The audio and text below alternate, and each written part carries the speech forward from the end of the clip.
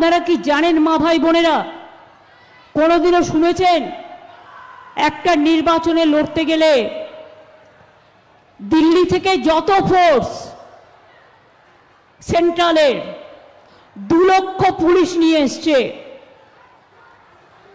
আর আমাদের পুলিশরা ওদের সাথী হয়েছে? কারণ আমাকে ওরা এখন চেনে না, ওরা বিজেপিকে চেনে।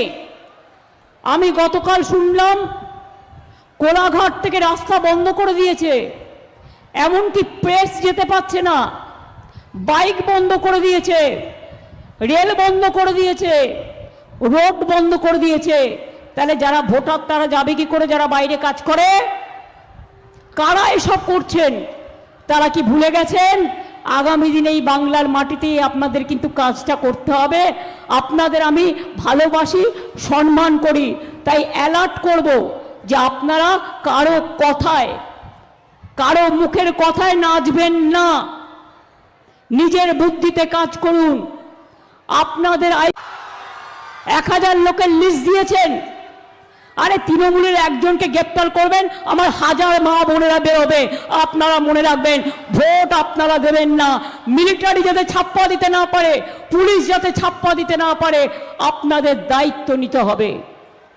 শুধু রাফাল বিমান ছাড়া সব নামিয়েছে, যুদ্ধের সাজোয়া গাড়ি,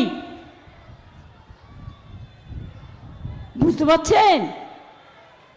এরা কি, এদের মাথায় বিষবৃক্ষ যদি না থাকে, এত ভয় কিসের মানুষকে?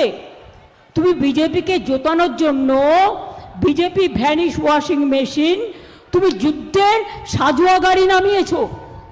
তুমি মিলিটারিদের নিয়েও মিটিং করেছো, ওদের আমরা রেসপেক্ট করি, ওরা দেশ রক্ষা করে, পাহারা দেয়।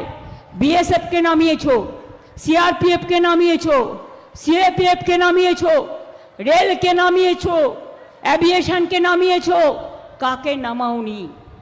সাজোয়া গাড়ি নিয়ে এসছো, কেন গুলি চালাবে? কি করবে? মানুষ হত্যা করবে? ভোটটা হচ্ছে গণতন্ত্রের উৎসব, ভোটটা মৃত্যুর জায়গা নয়, এটা মাথায় রেখে দিও। যদি কাউকে অন্যায় করে এফআইআর করবেন, পুলিশ যদি এফআইআর না নেয় অনলাইনে পাঠাবেন, অনলাইন যদি না নেয় পোস্ট অফিসে চিঠির মাধ্যমে পাঠাবেন। কি করে পাঠাবেন আপনারা জানেন, দরকার হলে কেউ হাতে গিয়ে জমা দিয়ে আসবে। ছাড়বেন না, এটা মানুষের অধিকারের লড়াই, অস্তিত্বের লড়াই।